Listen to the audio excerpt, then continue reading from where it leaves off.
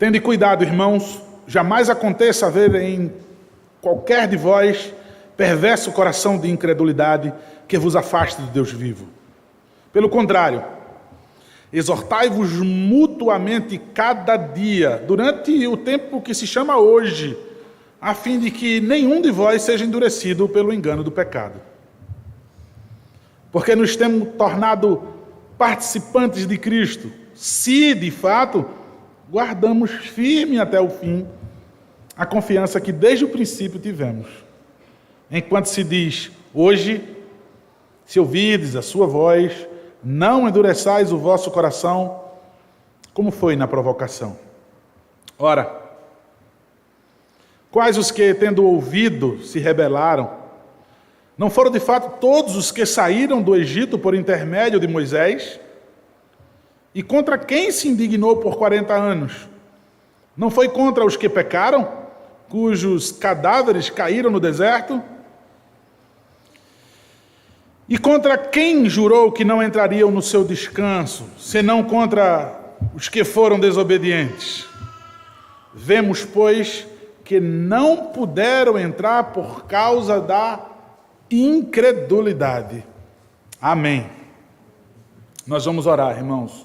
E eu peço que você ore também no seu coração, pedindo a Deus, suplicando a Deus, que sua palavra alcance o seu coração. Que Deus salve pecadores nessa noite.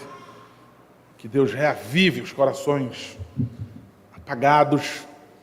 Que Deus nos encoraje. Que Deus aplique sua palavra em nossos corações. Assim nós vamos orar ao Senhor. Pai, a nossa oração continua adorando o Senhor. Nessa oração nós rendemos também ações de graças, porque não merecemos e o Senhor continua falando aos nossos corações pela Tua palavra, pela revelação especial, Deus, Tua palavra, as Escrituras Sagradas. São súplicas, Deus, são súplicas. A nossa real necessidade, Pai, de que o Senhor mantenha o seu povo segundo o conselho da sua vontade, Deus. Tua vontade está revelada, está diante de nós. Ó Deus, inclina, Pai, a nossa dura cerviz, para que nós possamos nos submeter ao Senhor. Conduz, Pai, o teu povo. Eu suplico ao Senhor, Pai, por minha vida. Eu suplico ao Senhor pela igreja, Pai, em nome de Jesus. De maneira violenta, Pai, de maneira violenta. Mortifica, Pai, mortifica tudo aquilo que nos impede de absorver a Tua palavra. Age, Deus, de maneira sobrenatural com o Teu Santo Espírito. Incredulidade, Deus, incredulidade, incredulidade, Deus. Parece que recebemos, parece que foi aplicada a Tua palavra, e parece tantas e tantas coisas, Pai, e Tua igreja não muda.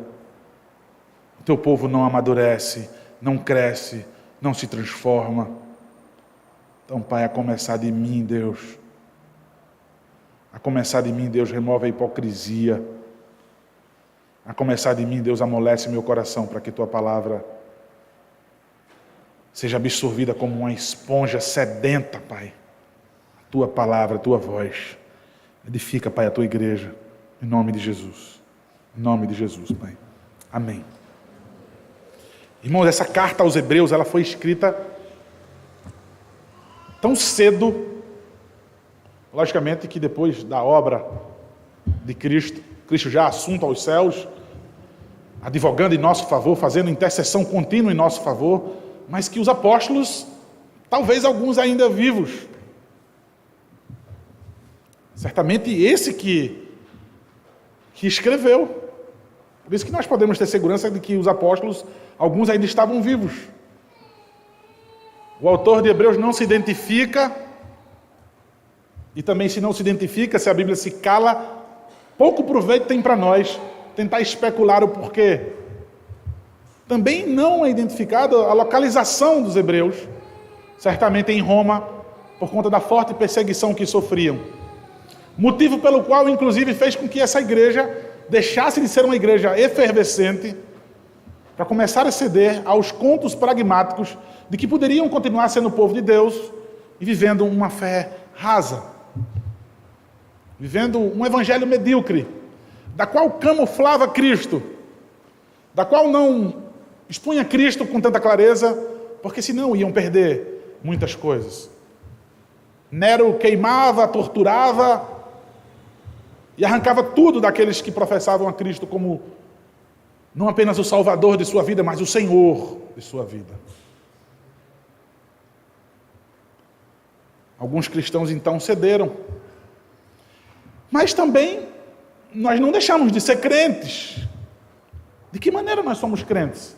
E a primeira ideia deles é um ser celestial, um ser sagrado. Essa foi a grande ideia que nós inclusive já vimos no capítulo 1 e 2. Foram os anjos que deram as leis na mão de Moisés. Adoremos então, sirvamos aos anjos. Que sejam eles o nosso ícone. O autor dos Hebreus se desprende de uma saudação apaixonada no começo da carta, como comum dos apóstolos fazerem, ou de um autor literário comum da cultura grega. Ele nem sequer assina o que dizer então de uma saudação, para urgentemente dizer: vocês não podem abandonar Cristo e substituí-lo por qualquer que seja outra coisa, porque Cristo é superior aos anjos. E agora nós estamos na segunda ideia deles, que é Moisés. Então, vamos venerar, vamos adorar, vamos cultuar e vamos colocar como o nosso carro-chefe Moisés. Não foi ele que deteve as 2 tábuas da lei em suas mãos? E aí segue, inclusive, o pragmatismo, que, inclusive, aos nossos dias não tem limite. O pragmatismo dentro da igreja evangélica não tem limite, é uma fábrica. Nós vimos que os hebreus já viviam isso, porque depois de Moisés, aí foram sacrifícios, e aí foram entre N coisas que eles foram adaptando para que pudessem dizer: nós somos crentes, mas não precisamos professar Jesus Cristo como o Senhor de nossas vidas, como Senhor e Salvador de nossas vidas. A mesma urgência, a mesma voz, a mesma pregação, ela deve ecoar em nossos dias. Porque o mesmo perigo nós corremos. Estamos sujeitos à mesma ira, porque é o mesmo Deus. O grande problema, queridos, é que nem as vozes dos pregadores ecoam essa mensagem, mas o que permanece também, para que possa somar a desgraça, é que os ouvidos também são obstinados a não terem Cristo como superior, mas a terem os seus baalins, como nós vimos em Oséias, ou como os seus ídolos do coração, conforme nós sabemos que João Calvino dizia ser ele uma fábrica de ídolos. Porque você pode muito bem se esquivar e dizer: essa pregação jamais pode ser aplicada na minha vida hoje, porque eu não sou louco de crer em Moisés, nos anjos, nos sacrifícios. Mas no teu coração é cheio de ídolo, que tem sido superior e muito a Cristo, que tem tentado destronar Cristo e colocado você como o centro, e você no senhorio da sua própria vida. E você está longe de ser um evangélico faz muito tempo. E você está distante de estar agradando ao Senhor. Pelo contrário, ofendendo o Senhor em sua santidade. Então, queridos, tanto a pregação como os nossos ouvidos deve ser de maneira semelhante àquilo que aconteceu com os hebreus. Então, continuando, irmãos, versículo 12. Que o texto possa ser exposto em nossos corações e assim ser aplicado. Versículo 12. Tendo cuidado, irmãos, jamais aconteça haver em qualquer de vós perverso coração de incredulidade, que vos afaste do Deus vivo. Esse versículo ele pode ser considerado o resumo das exortações de toda a carta aos Hebreus. Tenham cuidado para não acontecer a mesma coisa com vocês do que aconteceu com o povo no deserto. Ele citou o Salmo 95, inclusive vai voltar a citar agora como nós lemos. Mas versículos anteriores, no sermão passado, ele já disse, olha, eu jurei, não vão entrar no meu descanso por conta da desobediência que gera, inclusive, a incredulidade. Ou a incredulidade vai gerar a desobediência. Não entrarão no meu descanso. Então ele traz a Bíblia para que possa fazer menção e dizendo agora, cuidado, irmãos, para que não aconteça a mesma coisa com vocês. E por que se resume as exortações todas de Hebreus? Cuidado para que o coração de vocês não petrifique e não venha a ser perverso, e que ele se torne impermeável e vocês deixem de ouvir a voz do Senhor. Porque o Salmo 95 vai dizer, se hoje vocês ouvirem a voz do Senhor, não endureçam os seus corações. Então ele está dizendo, toma cuidado para que não aconteça a mesma coisa com vocês. O Salmo 95 ele vai nos lembrar da obstinação dos israelitas. E o que foi que aconteceu com essa obstinação? Fez com que eles morressem no deserto. E não recebessem algo que estava prometido a eles. Foi prometido a vocês. Eles não receberam. Não conquistaram, não possuíram a terra prometida. A exortação é para que os hebreus permaneçam com coragem e com esperança. Sabem por quê? São membros da família de Deus. Membros da família de Deus não acovardam. Olha, nenhum soldado que foi arregimentado pelo Senhor para essa guerra, para o seu exército, cuida das coisas dessa vida. Ele não olha para trás. Ele não bate em retirada. Ele pode ver quantos forem atingidos e caindo ao seu redor, que ele persevera firme, segurando a bandeira de Cristo, porque segurando firme a bandeira de Cristo, ele se confirma e inclusive torna a levantar aqueles feridos que pensavam em desistir, a seguirem após o Senhor. O exemplo dessa rebeldia dos israelitas não deve ser desconsiderada hoje. Olha, o que aconteceu com os israelitas? A gente sempre tende a pensar, aconteceu, foi uma história. Não deve ser desconsiderado, porque o descanso nos aguarda. O Senhor Jesus Cristo foi preparar lugar para os membros de sua família. O Senhor Jesus foi preparar lugar para a sua noiva e avisou, eu estou indo preparar lugar para vocês. Ou seja, eu estou indo preparar o descanso de vocês, que é a morada fixa de vocês. A morada segura de vocês, a morada sempre cheia de provisão para vocês. Não desconsiderem, é o que o autor de Hebreus está dizendo. Eu vou trazer à memória de vocês o que aconteceu com o povo no passado. Salmo 95, ou seja, não desconsiderem.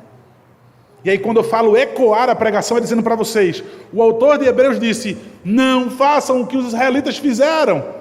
E eu posso dizer a vocês, então, da mesma forma, não façam o que os hebreus fizeram. Eu posso ir mais longe e dizer, não façam o que a igreja evangélica tem feito. Devemos constantemente vigiar o nosso coração. Jeremias capítulo 17, versículo 9, nos diz o porquê nós devemos vigiar o nosso coração. Nosso coração é enganoso. Nosso coração, ele é desesperadamente corrupto. E você não conhece o seu coração. Deixa eu repetir de novo o conto da Disney. O que é que os filmes dizem? Siga a voz do seu coração. Agora o que a Bíblia nos diz? Tome cuidado com o seu coração. Por quê? Mas porque se é o meu coração? Se é o meu coração, eu o conheço. E Deus diz para você nessa noite, através de sua palavra, você não conhece o seu coração. E Deus está dizendo, deixa eu dizer quem é o seu coração. O seu coração, ele é corrupto. Ele é muito mais do que corrupto, ele é desesperadamente corrupto. Deixe quem conhece o seu coração dizer para você, você não conhece. O Senhor, ele sonda o teu coração, os recônditos do teu coração, os lugares mais escondidos, do qual você ia se surpreender e dizer, meu coração quer isso, meu coração deseja isso. Meu coração deseja dizer essas coisas, meu coração deseja fazer essas coisas. Teu coração te surpreende, mas não surpreende ao Senhor. Versículo 12, novamente, irmãos. Tenham cuidado, irmãos, com o perverso coração de incredulidade que afasta vocês do Deus vivo. Esse perverso coração aqui continuava dizendo aos hebreus que eles eram crentes. Continuavam dizendo aos hebreus, vocês são crentes, não precisam de Cristo, vocês têm Moisés, vocês têm os anjos. Esse perverso coração continuava enganando os hebreus. E precisava Deus levantar um homem, Deus precisava levantar esse apóstolo, escrevesse essa carta de maneira desesperada, e escrevesse a eles, vocês estão correndo o maior perigo da vida de vocês, porque eu estou tratando da eternidade de vocês. É por esse motivo que vocês devem vigiar o coração. Tenham cuidado para que não aconteça a mesma coisa com vocês. Para que jamais aconteça a mesma coisa com vocês. O versículo 13 vai dizer, pelo contrário, exortai-vos mutuamente cada dia, durante o tempo que se chama hoje, a fim de que nenhum de vós seja endurecido pelo engano do pecado. Lá em 1 Coríntios capítulo 12, versículo 12, nos diz que nós somos um corpo. Cada um é um membro que não vive individualmente e pensando em satisfazer os seus próprios interesses. 1 Coríntios, a palavra do Senhor nos diz que cada parte tem o mesmo interesse por cada uma das outras. Aquela ideia de que eu sou um corpo e satisfaço a mim, que tem que ser do meu jeito, não é igreja, não é corpo. 1 Tessalonicenses capítulo 5, versículo 11, nós somos encorajados a encorajar outros irmãos, a dar suporte a outros irmãos, e tudo isso em amor, para que nenhum membro possa cair, para que a incredulidade não atinja o coração desses irmãos, para que a perversidade dos seus próprios corações não os derrubem. Todos os membros da igreja, irmãos, todos os membros, eu e vocês, temos a obrigação de expelir a descrença do meio da igreja. Exortai-vos mutuamente. Pelo contrário, exortai-vos mutuamente.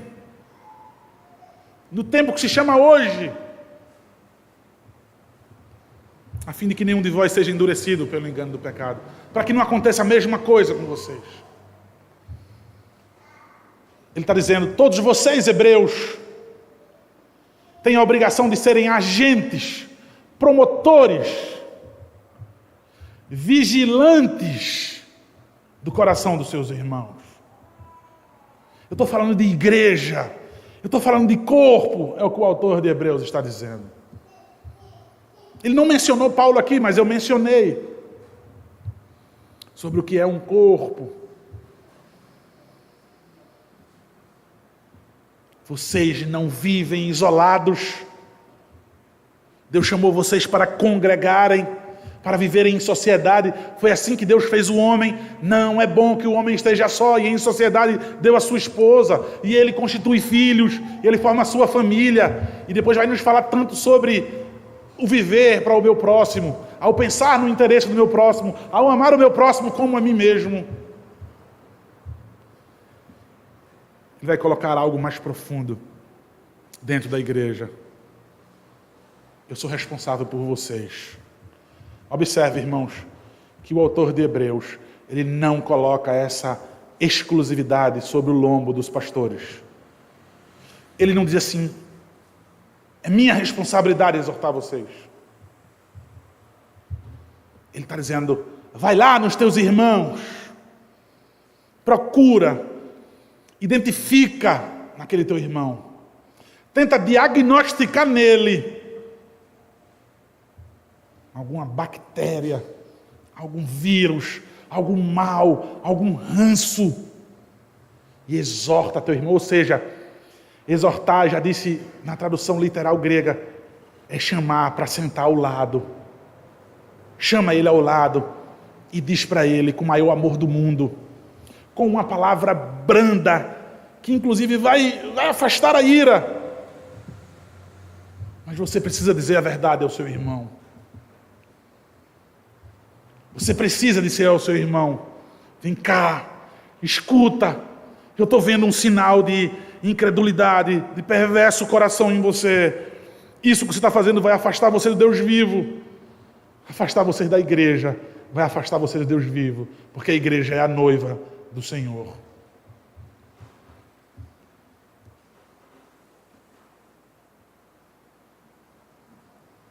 Hoje, durante o tempo que se chama hoje, há uma conexão, irmãos, entre esse hoje de Hebreus capítulo 3, versículo 13, com o Salmo de número 95, versículo 7.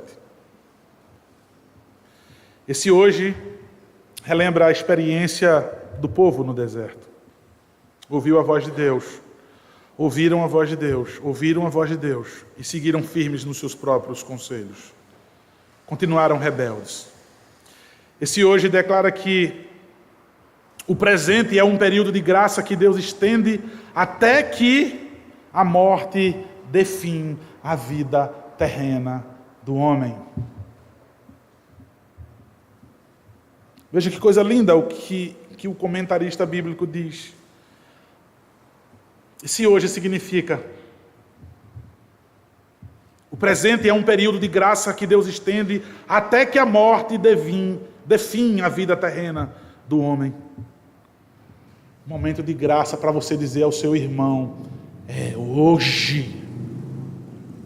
É hoje. No presente dia eu quero investir em mim mesmo. Eu vou fazer planos para amanhã, e no dia de amanhã eu acordo e vou investir em mim mesmo, em mim mesmo, em mim mesmo.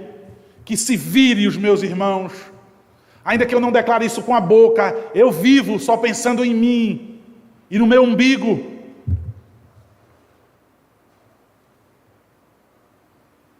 Nós somos igreja, nós somos corpo. Igreja, corpo. Eu não sou o cabeça desse corpo, e eu não sou o Senhor dessa igreja. Eu preciso aproveitar o dia de hoje, crendo que é a graça de Deus, crendo que é um período da graça de Deus, porque eu não sei até quando eu vou viver, eu não sei até quando o meu irmão vai viver, ou então até quando eu vou ter a oportunidade de dizer ao meu irmão: o tempo é hoje. Outra coisa que deve nos lembrar é que o fim pode chegar repentinamente. Aquela pessoa pode morrer, ou eu posso perder o contato com aquela pessoa, eu posso perder a oportunidade. Repentinamente eu posso, então, perder a oportunidade. Hoje, irmãos, porque vai chegar o dia em que Deus vai deixar de chamar o homem ao arrependimento, e o lugar da graça será tomado pelo juízo. Eu não sei até quando Deus vai dar a oportunidade de arrependimento ao meu irmão, ou a mim mesmo, se eu não quiser ouvir as exortações. A mim, o pastor, se eu não quiser ouvir a exortação de que estou errado. Eu não sei até quando o Senhor vai me conceder em graça e me chamar ao arrependimento.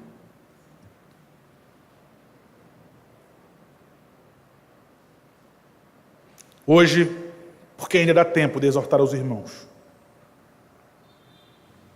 para que os irmãos não caiam nas armadilhas do engano do pecado.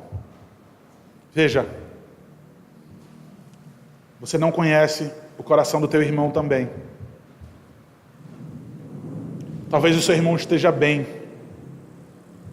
E nós sabemos como essas coisas acontecem, irmãos.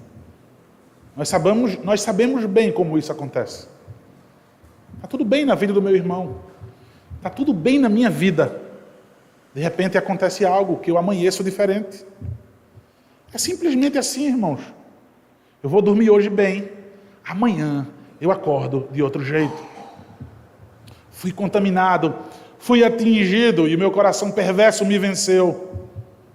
Se eu não tiver amor dos meus irmãos, que mutuamente estejam sensíveis, desejosos em investir na minha vida, para dizer, pastor Ronaldo, o senhor está errado.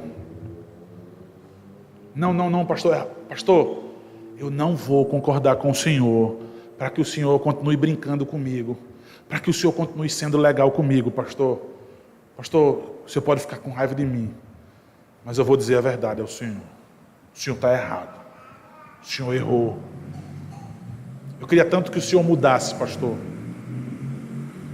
Fiquem sabendo que o conselho faz isso constantemente, tá? O conselho tem sido instrumento de Deus na minha vida, para que possa estar me exortando constantemente em amor. O conselho tem me puxado para cima e tem aberto os meus olhos. Louvado seja o Senhor. E nada impede de que os irmãos também façam isso em amor comigo. O pecado, irmãos, as coisas funcionam assim. O pecado se torna atrativo para mim. O pecado o engano, ele se torna tão atrativo que eu passo a concebê-lo, eu passo a crer nele, eu descreio de Deus, da sua vontade, e eu passo a dar lugar à razão, a minha razão e o meu conceito, e como disse em Oséias, o meu capricho. Mas pastor, isso pode acontecer? Eu posso passar a achar o pecado de uma hora para outra bom? Tornar a verdade de Deus em mentira? Eu posso ser enganado, pastor, tão firme que eu estou tão firme em pé, será que eu posso cair? 2 Coríntios capítulo 11, versículo 14, diz que o diabo se transforma até em anjo de luz. Até em um anjo de luz. Para ele tentar persuadir você. Para ele tentar enganar você. O que dizer o seu coração, meu irmão? O autor de Hebreus está ciente, então, do poder enganador do pecado, direcionado a cada crente. Está apontada a arma letal do pecado para mim e para você. O autor de Hebreus sabe disso. E ele sabe qual é o efeito devastador, terrível, qual é o estrago que causa quando esse pecado atinge o meu coração. Por isso ele exorta quanto à necessidade especial de prestar atenção em cada irmão da igreja. Olha, irmãos, deixa eu dizer uma coisa para vocês. Uma coisa que eu aprendi é que quando eu faço parte de uma igreja, de um corpo, eu não tenho aquela de dizer assim, não devo satisfação a ninguém. Eu já ouvi muito isso, tá? Faz tempo que eu não escuto isso, faz muito tempo. Mas eu já ouvi alguém dizer, dou satisfação a ninguém. Eu não presto satisfação a ninguém. Eu não dou satisfação nem ao meu pai, tem gente que diz isso, né? Eu não dou satisfação à minha esposa, ao meu marido. Eu vou dar à igreja, eu vou dar a pastor, eu vou dar a conselho. Na igreja, num corpo, nós precisamos fazer isso. A Bíblia agora nos conclama, nos exorta a exortar, a olhar para a vida do meu irmão, não me sentindo superior a ele. Você já pecou. Se você se sente superior aos seus irmãos, Você está completamente afundado no pecado. Tá? Esse seu serviço não presta. Não faça. Se você acha que é superior aos seus irmãos, não serve, não ouse a ir no seu irmão e exortá-lo. Mas quando você vive no seu coração aquilo que a Bíblia diz, considere os seus irmãos superior a você mesmo. Quando você aplicar isso primeiro em sua vida, sai olhando para a vida de todo mundo da igreja. Eu vou pedir uma coisa a vocês, irmãos. Olhe para a minha vida e venha para mim dizer. Quantas vezes eu não canso de dizer, se a minha filha estiver fazendo coisa errada, uma de minhas filhas, chegue para mim para dizer, é porque é filha do pastor, e aí eu já ouvi tanto dizer, é porque é filha do pastor, os filhos dos pastores não podem fazer nada que todo mundo quer falar. O alvo principal é os filhos dos pastores. Né? E com isso, eles criam uma blindagem para fazer o que eles quiserem. Eu não quero isso. Eu quero que os irmãos estejam sensíveis e digam para mim, pastor, eu vi uma de suas filhas fazendo algo errado. Elas vão ser disciplinadas. E eu vou agradecer a você. E eu vou agradecer a você porque você me ajudou, onde meu olho não estava. Mas eu quero trazer isso para mim e para você. Na igreja, mutuamente. E eu amar e dizer, meu irmão, muito obrigado. Deixa eu dizer a vocês, vai doer. Vai ferir o ego de vocês. Quando alguém apontar o erro de vocês, vai ferir o ego. Mas louve ao Senhor. Louve ao Senhor e diga, obrigado, Deus. Vê, irmãos, como é que o Evangelho começa a ficar difícil agora, não é verdade? Veja como é que o Evangelho se torna algo que você nunca tinha ouvido, talvez. Você vai agora se colocar na sujeição de alguém apontar o seu erro. Veja o que é ser crente. Eu vou abrir minha ferida para você enfiar o dedo lá dentro. Pode tocar, vai machucar. Coloca o dedo lá e fere lá dentro. Eu preciso que alguém catuque a minha ferida. Agora alguém que vai querer colocar depois curativo. Alguém que vai se colocar também, Deus me usa. Me usa como um remédio na vida desse meu irmão. Eu quero acompanhá-lo, eu quero amá-lo, eu quero carregá-lo nos meus braços. Eu quero caminhar com ele. A ênfase, irmãos, é dada. Cada um de vós. Olhe na sua Bíblia, Hebreus ainda no capítulo 13, no capítulo 3, o versículo 12 que nós lemos. Nós já lemos o versículo 12. Observe. Tende cuidado, irmãos, jamais aconteça ver em qualquer de vós. Aí no versículo 13...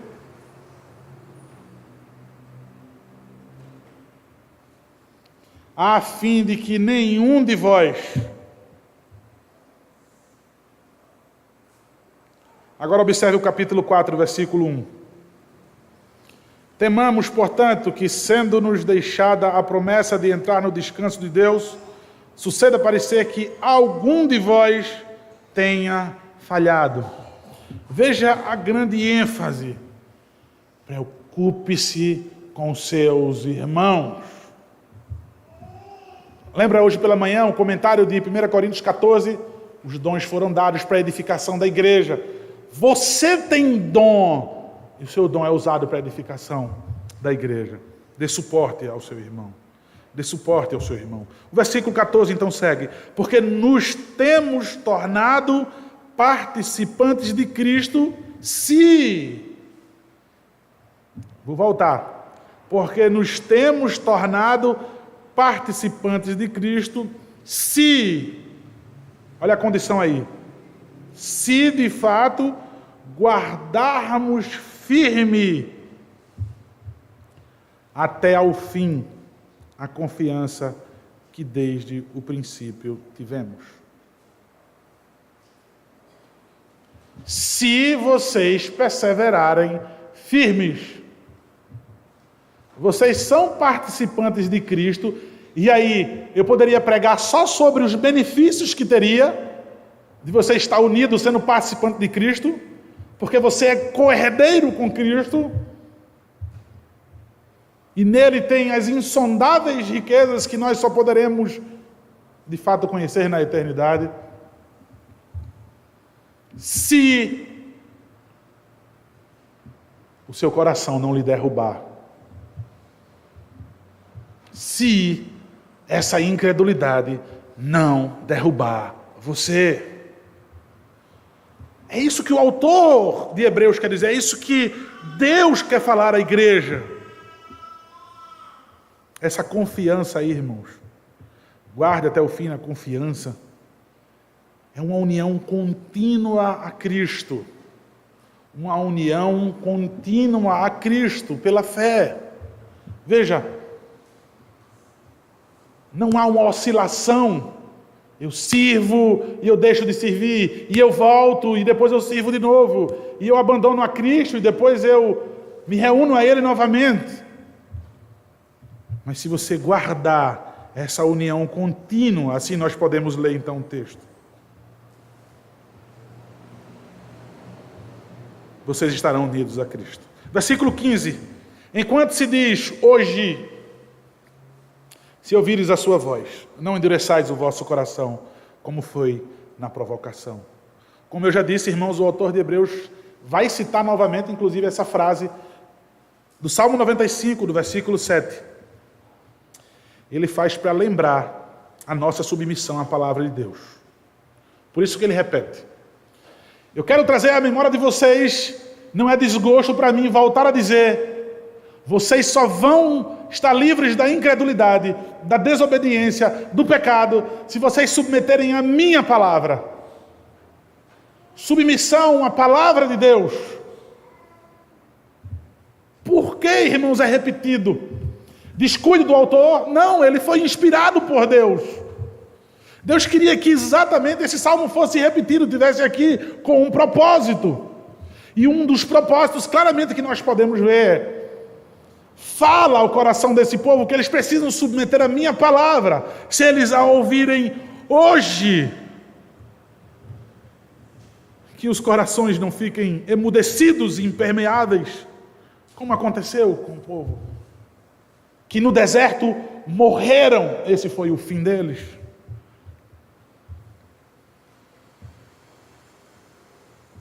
Esse hoje, tanto do Salmo 95 quanto de Hebreus, mostra que Deus nos dirige diariamente pela sua palavra. Mostra que nós precisamos ser dirigidos e governados diariamente pela palavra de Deus. Olha, você faz um plano hoje de ser governado pela voz do Senhor. Ao sair daqui, o desafio foi embora. Você já perdeu para o seu coração. Você já perdeu para o seu coração que se iludiu com o mundo, que se iludiu com as propostas de Satanás. Hoje, eu ouvi a voz de Deus. Hoje. Todo dia um recomeço. Eu estar diante do Senhor, dizendo, Pai, Tua vontade seja feita na minha vida, na vida da minha família, do meu emprego, dos meus estudos. Mas de que maneira? É um amuleto? É um misticismo de uma frase que eu solto de efeito toda manhã? Não, é pela palavra de Deus. E agora, irmãos, nesses versículos, do 16 ao 19, é um parágrafo conclusivo. O autor faz várias perguntas retóricas. Perguntas retóricas são aquelas que nós já sabemos resposta negativa delas. Essas perguntas retóricas são relacionadas aos israelitas que morreram no deserto, resultado da descrença deles. E essas perguntas são autoexplicativas. O autor de Hebreus quer deixar claro que a descrença leva à morte. Observem, irmãos, o versículo 16. Ora, quais os que, tendo ouvido, se rebelaram? Não foram, de fato, todos os que saíram do Egito por intermédio de Moisés? Então, o autor traz à memória a mensagem da longa citação do Salmo 95. Ele traz à memória que a boa mão do Senhor foi estendida sobre os israelitas. E quando tiveram fome, foi enviado o maná. Quando tiveram sede, bateu-se na rocha e tomaram água. Estavam com calor, a nuvem sobre eles. Estavam com frio, a coluna de fogo. Nuvem e coluna de fogo. E diariamente, comida e bebida. Mesmo assim, o povo incrédulo. Mesmo assim, o povo rebelde. E mesmo assim, um povo murmurador. E mesmo assim, um povo cheio de razão. Que correu em direção ao pastor deles, a Moisés. E contendeu com eles. Esse povo foi rebelde. Quem foram eles, então? Versículo 16. Não foram, de fato, todos os que saíram do Egito por intermédio de Moisés. Quem foram esses rebeldes? Os que ouviram e se rebelaram. Todo o cuidado de Deus. Foi Moisés que tiraram ele do jugo, foi Moisés que tirou do jugo do pecado. Do pecado não, irmãos, da escravidão dos egípcios. Eu já estou fazendo menção a Cristo. Moisés, o tipo de Cristo. Da mesma forma, vocês ouviram de Cristo, que libertou vocês do pecado, que converteu a vida de vocês. Como é que vocês fazem isso na igreja hoje? Ele está dizendo, quem foi os que tendo ouvido se rebelaram? Não foi aquele povo que viu a boa mão de Deus libertando eles do Egito por intermédio de Moisés? Versículo 17. E contra quem se indignou por 40 anos? Não foi contra os que pecaram, cujos cadáveres caíram no deserto? A pergunta é, o povo foi desobediente mesmo durante 40 anos? Será que o povo foi desobediente mesmo durante todo esse período? Contra quem se indignou por 40 anos? Será que não teve um momento, não, de que o povo o submeteu? Nós vemos, então, Êxodo registrando a primeira rebelião do povo no começo desse período dos 40 anos. Êxodo 17 já vai nos mostrar o povo se rebelando logo no começo. E depois o livro de Números vai nos mostrar um registro de que esse povo pecou em imoralidade profunda no final desses 40 anos. Então, do começo ao fim, Êxodo e Números, nos mostra que esse povo, eles passaram 40 anos. Qual é a consequência? Qual é o salário do pecado? A morte. Morreram no deserto. Com exceção de quem? Josué e Caleb. Josué e Caleb, eles provaram a fé deles. E aí sim eles foram privilegiados. Conquistaram e possuíram a terra prometida. Que o Senhor nos levante como Caleb, irmãos, como Josué. Versículo 18. E contra quem jurou que não entrariam no seu descanso, senão contra os que foram desobedientes? A desobediência, irmão, o mesmo comentarista, Simon Kistemaker, ele vai dizer, é uma recusa, a desobediência é uma recusa em ouvir a voz de Deus, e uma recusa obstinada a agir em resposta a essa voz. Novamente, esses desobedientes aqui, eram aqueles que se recusavam a ouvir a voz de Deus, e era uma recusa insistente, cheia de razão, obstinada a não agir em resposta à voz do Senhor. Ele continua, a desobediência não é meramente uma falta de obediência, antes é uma recusa a obedecer. Olha, eu vou deixar de ouvir. Você já sabe, eu me recuso então a obedecer aquilo que eu já ouvi. O versículo 19 vai dizer, vemos, pois, que não puderam entrar por causa da incredulidade. Morreram no deserto. Esse é o resultado da descrença. A descrença rouba de Deus a sua glória e rouba dos descrentes o privilégio das bênçãos de Deus. Por fim, a descrença leva o homem rebelde a não entrar no descanso de Deus. Descanso que Deus tem preparado para os membros de sua família. Irmãos, é interessante o que esse comentarista faz. Ele vai pegar o censo lá de Números, capítulo 1. O censo de Números, capítulo 1, vai dizer que os israelitas, no ano de número 2, depois que eles saíram do deserto, foi feito o censo. Eles contaram pelo menos homens que tinham de 20 anos para cima, somente os que puderam servir ao exército de Israel. E a contagem lá de Números, capítulo 1, versículo 46, é de 603.550 homens, que tinham mais de 20 anos, que poderiam servir o exército. Isso 2 anos depois que saíram do Egito. Se nós duplicarmos esse número, e provavelmente havia esse mesmo número de mulheres que tinham de 20 anos de idade para cima, e se a gente dividir pelo total dos dias que os israelitas ficaram no deserto durante aqueles 38 anos,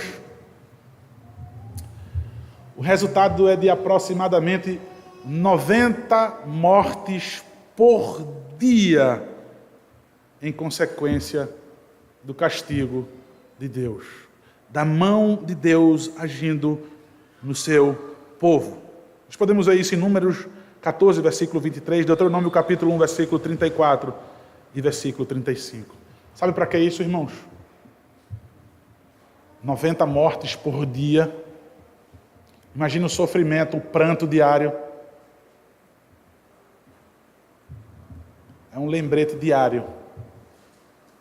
Um lembrete diário da ira de Deus.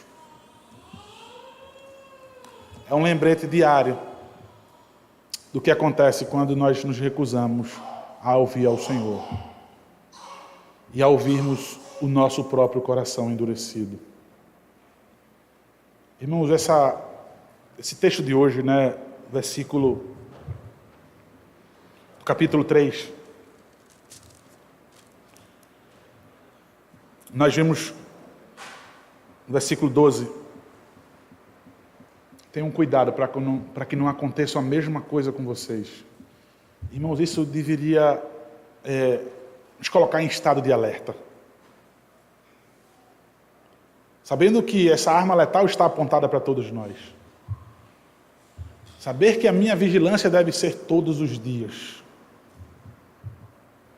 Mas me conforta, sabe o que? Em saber que eu tenho irmãos olhando por mim. E saber que eu tenho irmãos não cobiçosos das minhas coisas. Não que me invejam e querem me derrubar. Mas irmãos que estão de olho nos meus erros, no meu coração enganoso. Para me colocar para cima. Para que eu melhore. Para que eu cresça. Para que ele veja o meu progresso na fé. Veja, irmãos. Se eu tiver cuidado com meus irmãos. Os meus irmãos tiverem cuidado comigo. Para que eu não descreia, para que eu não caia. Eu vou ter a certeza de que eu e você, nós iremos entrar no descanso do Senhor. Eu sei que muita coisa foi dita no texto, nesse período, de como deve ser esse cuidado mútuo, essa exortação mútua. Mas veja, se eu cuidar de mim, e eu, estando firme, eu passar a cuidar de vocês, e eu me permitir ser cuidado por vocês, todo carinho, com todo amor, toda sinceridade, vigilantes, a certeza é de que nós somos igreja de verdade, porque Cristo ele vem buscar quem? A igreja. E Cristo vem buscar o seu corpo, do qual ele é o cabeça, e vem buscar a sua noiva. O descanso do Senhor, é isso que Hebreus está falando. O autor de Hebreus está dizendo, o descanso do Senhor, o descanso do Senhor. A morada fixa de vocês. Sabe por quê? Porque o autor sabe com quem está falando. O problema que eles estão passando, a agonia de viver nesse mundo terrível. A dificuldade de ser crente, é isso que o autor de Hebreus está dizendo. O autor de Hebreus está o tempo todo deixando claro, eu sei que é difícil ser crente. É por isso que eu estou dizendo, se ajudem, prestem atenção no coração de vocês e dos seus irmãos, porque eu sei que é difícil ser crente, mas suportem uns aos outros, porque vai chegar o dia, esse dia está perto, esse dia vem sem demora. Desde a assunção de Cristo aos céus, irmãos, esse dia está próximo, esse dia se aproxima. É hoje, porque nós não sabemos quando ele virá. É como um ladrão na noite. Será que eu vou ousar a fazer planos para começar amanhã? Será que eu vou ousar a fazer planos para a semana que vem? Ou esperar a virada do ano para que eu faça promessas? Mas é algo que o texto nos diz hoje. A oportunidade é hoje. Você está sendo conclamado a fazer isso hoje. Presta atenção em você, nos seus irmãos, para que juntos vivam para a glória de Deus e entrem no seu descanso. Amém, irmãos? Amém.